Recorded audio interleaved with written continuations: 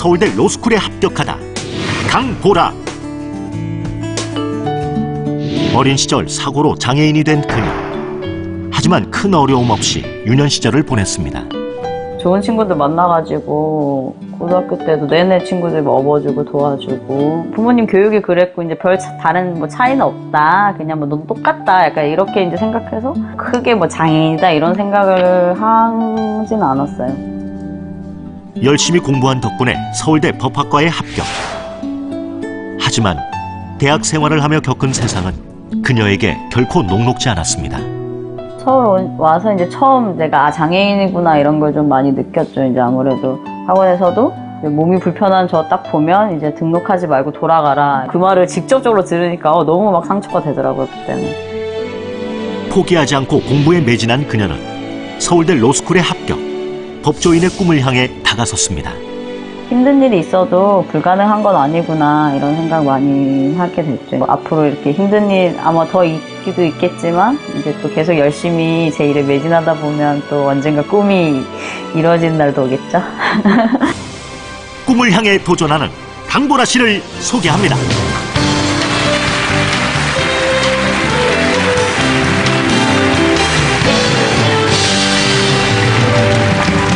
안녕하세요. 안녕하세요. 네, 우리가 로스쿨에 대해서 물론 다 아시겠지만 강보라 씨가 한번 알아듣기 쉽게 로스쿨에 대해서 한번 설명을 해주시겠어요?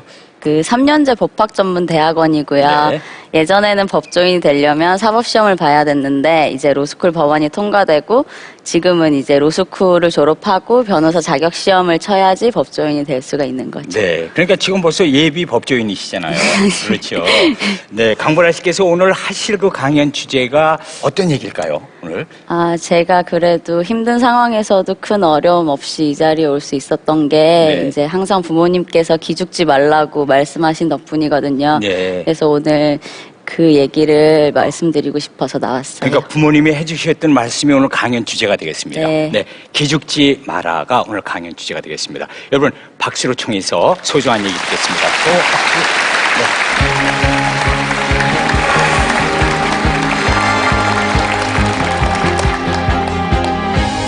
안녕하세요. 강보라입니다.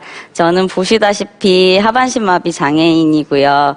이제 아마 꽃다운 나이에 장애가 있으니까 많이 우울하고 힘들 거라고 생각하시는 분도 많으실 텐데 보시다시피 별로 근심이 없어 보이죠? 저는 웃음도 많고 친구들이랑 맛집 다니면서 고기 먹고 수다 떠는 거 좋아하는 그런 평범한 여학생입니다. 이런 장애라는 무거운 이름을 가진 제가 이렇게 밝은 시선으로 세상을 볼 수 있었던 건 항상 어릴 때부터 기죽지 말라고 가르쳐주신 부모님 가르침 덕분이었는데요. 지금부터 제 얘기를 그럼 여러분들께 들려드리도록 하겠습니다.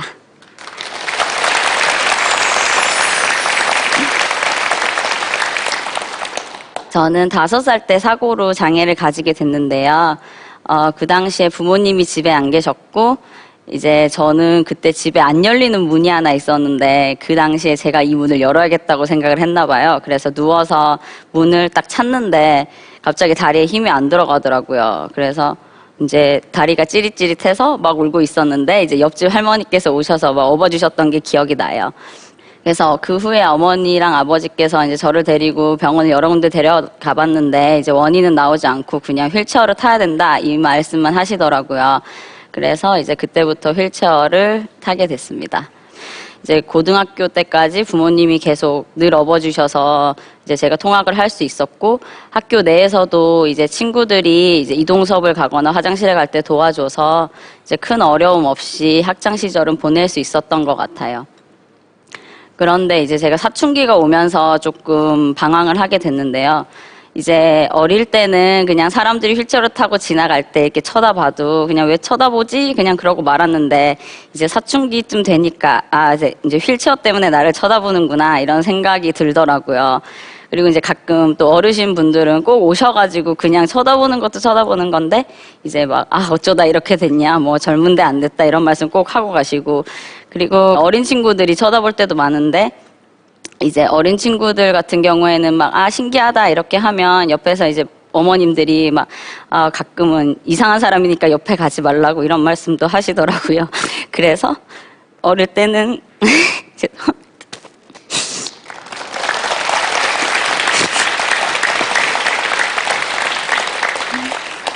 그래서 어릴 때는 그런 게 상처가 되기도 했던 것 같아요.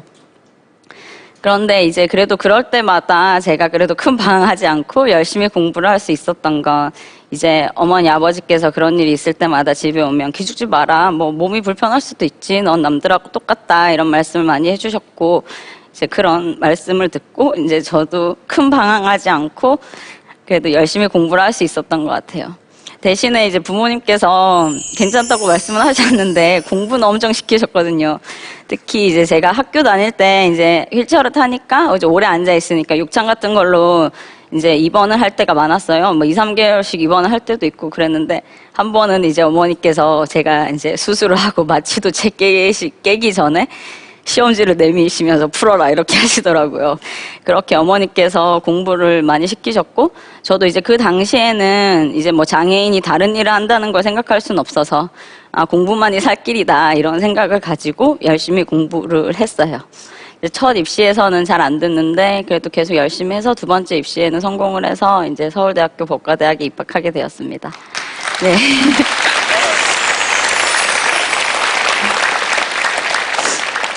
처음 서울에 왔는데 이제 너무 자유롭고 막 세상을 다 가진 기분이 드는 거예요. 그래서 그냥 다른 대학교 친구들처럼 그냥 1, 2학년 때는 뭐 동아리도 하고 재밌게 지내면서 아주 자유를 마음껏 누리면서 지냈던 것 같아요. 아, 어느 순간 이제 다시 공부를 해야겠다, 법조인이 돼야겠다 생각을 들어서 그래서 열심히 했고 그래서 이제 사법시험 1차에도 합격을 하게 되었습니다. 이제 다시 2차를 이제 준비하면서 2차 학원을 딱 갔는데 학원을 배정을 받고 보니까 계단이 있어서 들어갈 수가 없더라고요, 강의실에. 그래서 이제 제가 행정실에 가서 제가 들어갈 수가 없으니 좀 자리를 휠체어가 들어갈 수 있는 곳으로 좀 해달라. 그때 이제 개강하기 전이어서 얘기를 했는데 학원에서 그냥 딱 보더니 그냥 뭐 등록하지 말고 환불해라. 뭐 이렇게 말씀하시더라고요. 어차피 그 과목을 제가 꿈을 어쨌든 포기하지 않을 거라면은 그 과목을 당연히 들어야 되고 그래서 이제 전락을 바꿔야겠다 이런 생각이 들어서 음료수를 사들고 찾아가서 사정이 이러이러하니까 좀 강의실을 휠체어 갈 수 있는 곳을 좀 바꿔달라 이런 얘기를 했고 그러면 이제 들어주시는 분들도 계셨고 안 들어주시는 분들도 계셨지만 뭐 이제 그때는 이제 마음을 다시 다져봤으니까 뭐 안 되면 인터넷 강의라도 듣고 뭐 다른 방법 찾아보자 이런 마음으로 공부를 했던 것 같아요. 어쨌든 이런 일들이 있고 이제 2차 시험을 이제 끝나고 이제 발표 때까지 한 시간이 3개월 정도 또 남았었어요. 그래서 이제 제가 그때 이제 법대생들이 한참 그 강남에서 논술학원 알바를 많이 하던 시절이었거든요. 그래서 이제 나도 그걸 해봐야겠다. 나도 어쨌든 논술 다 봤으니까. 그래서 이력서를 냈는데 전화가 오신 거예요. 그래서 이력서가 너무 좋다. 뭐 오케이 하자. 언제 하자. 시간 약속 다 잡고 얼굴이나 한번 보자 하고 이제 또 학원을 갔는데 역시나 또 뭐 이런저런 핑계를 내시면서 이제 또 그냥 다음에 봐야 될 것 같다라고 말씀하시더라고요. 그래서 또 그때도 조금 상처를 받았지만 그래도 뭐 또 사회가 이런 곳이구나 느끼기도 하고 뭐 또 이제 뭐 안 되면 다른 일 찾자 그때는 또 그런 마음으로 지냈던 것 같아요. 그래서 결국 사법시험 2차는 이제 그 당시에 떨어지게 됐는데 그래서 이제 다시 한 번 더 할까 생각을 했었는데 이제 건강도 좀 안 좋아지고 어쨌든 같은 법조인이 되는 길이니까 심기일전해서 1년 동안 열심히 준비를 해서 이제 올해 2014년도 서울대학교 로스쿨에 입학하게 되었습니다.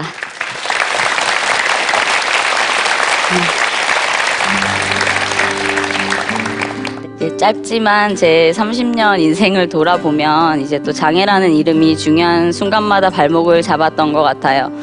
또 어떤 때는 이겨보려고 발버둥을 쳐도 이길 수가 없어서 울기도 많이 울었었고 또 가끔은 솔직히 제가 장애를 핑계 삼아서 포기한 적도 많았고요.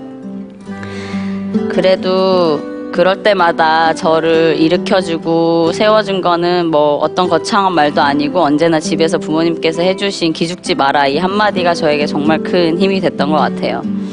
그리고 난관은 언제나 누구에게나 있는 것 같아요. 그게 저한테는 이제 장애란 이름으로 왔지만 또 여러분들한테는 다른 이름으로 갈 수도 있을 거고 그리고 아마 그 난관이 계속 찾아오기도 하겠죠. 하지만 끝까지 포기하지 마시고 힘을 내시면 언젠간 좋은 결과가 있을 거라고 제가 장담할 수 있을 것 같아요. 이제 앞으로 난간이 계속 찾아와도 이제 저는 지금껏 그래왔고 앞으로도 그렇듯 이제 제 꿈을 이루기 위해서 열심히 노력할 것입니다. 자, 지금까지 제 얘기 들어주셔서 감사합니다.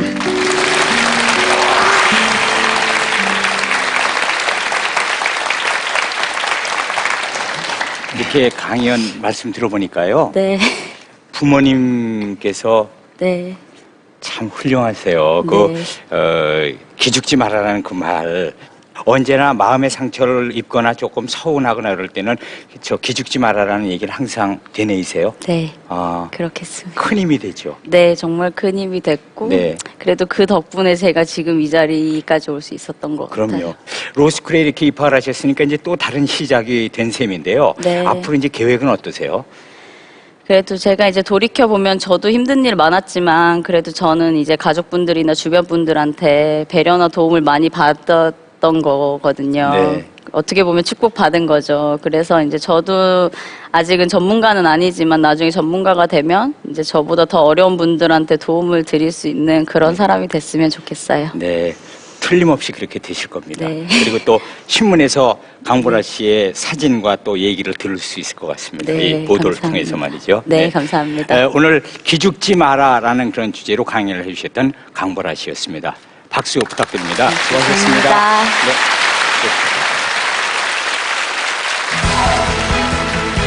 아들 잃은 슬픔을 극복한 아버지 안광구. 강연 주제 그래도 삶은 이어진다. 절 운동으로 건강을 되찾은 가장 정동극. 강연 주제 세상에서 가장 쉬운 절. 장애를 딛고 서울대 로스쿨에 합격한 예비 법조인 강보라. 강연 주제 기죽지 마라. 인생의 뜨거운 감동을 만나는 시간 강연 백도시입니다.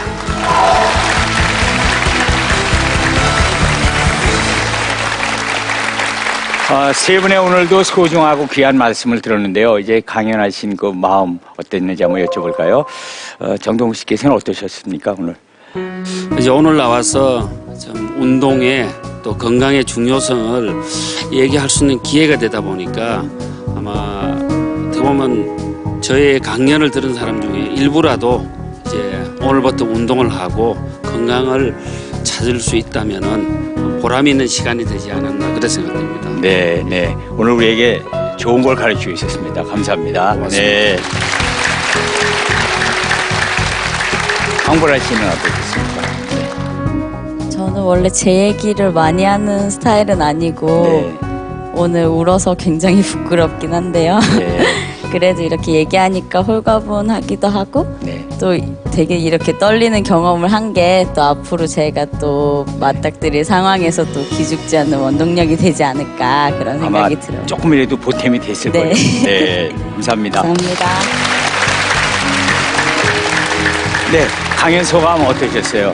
뭐 저는 소감이라기보다는 네. 이 땅에 이제 모든 운전하시는 분들 네. 좀 조심 운전하셔서 되게 저처럼 자식을 가슴에 안고 사는 그런 불행한 가정이 없었으면 사고 없는 교통사고 없는 이 나라 이 땅 됐으면 좋겠습니다. 네.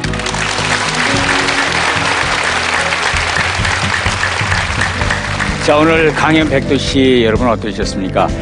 현장에서 생생하게 그 강연 얘기를 듣고 또 감동을 느끼고 싶으신 분들은요, 언제든지 저희 강연 백도씨 문을 두들겨 주시기 바랍니다. 그러면 바로 이 자리에서 함께 하실 수가 있습니다. 강연 백도씨의 주인공은 바로 여러분입니다.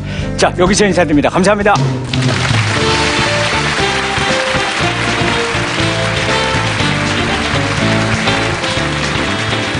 남들 시선에 이제 힘들었을 텐데 열심히 그 슬픈 일을 잊기 위해서 또 노력하셨다는 점에서 많이 배운 것 같아요. 제가 두 아들을 키우는 입장에서 참 앞으로 우리 아들들을 위해서 열심히 살아야 되겠고 우리 가족을 위해서 가장으로서 최선의 삶을 살아야 되겠다 이렇게 생각했습니다. 강연 백두씨란 선행 학습 같은 거? 인생의 애니메이션이다. 과연 백두씨 화이팅! 과연 백두씨 화이팅!